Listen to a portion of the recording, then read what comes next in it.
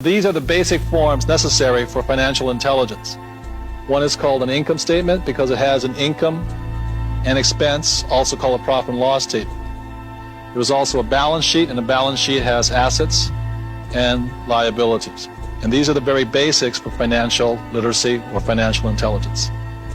I soon realized the main cause of financial struggle was due to confusion between the definitions of an asset and a liability. My definition of an asset is something that puts money in my pocket.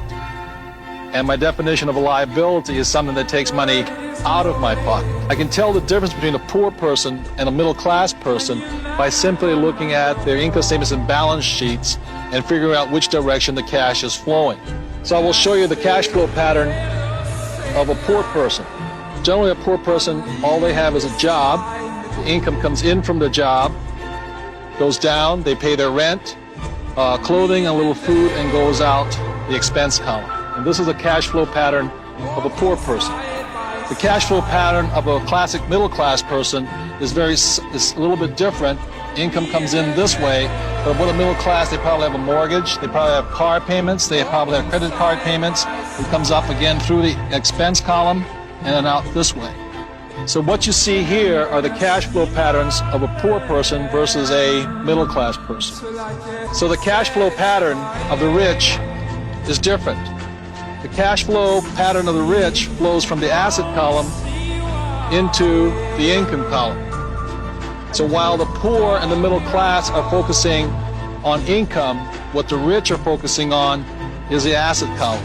And the asset column is the great secret of the rich.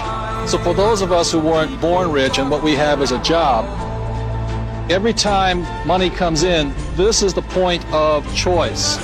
This is where you make the decision to be rich, poor, or middle class. If when this dollar comes in and you take the dollar out this way, then it's your decision. If you go and buy yourself a new t-shirt, cappuccino, a new lunch, then you're choosing to expense it right out. You're choosing to be a poor person. If instead, when you get a pay raise or more money, what you do is you go and buy a bigger house, a new car, or you take a vacation on your credit card, then what you are choosing to do then is to be a middle class person.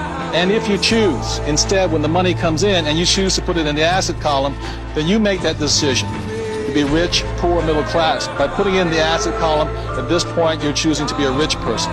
But the choice is up to you, nobody else.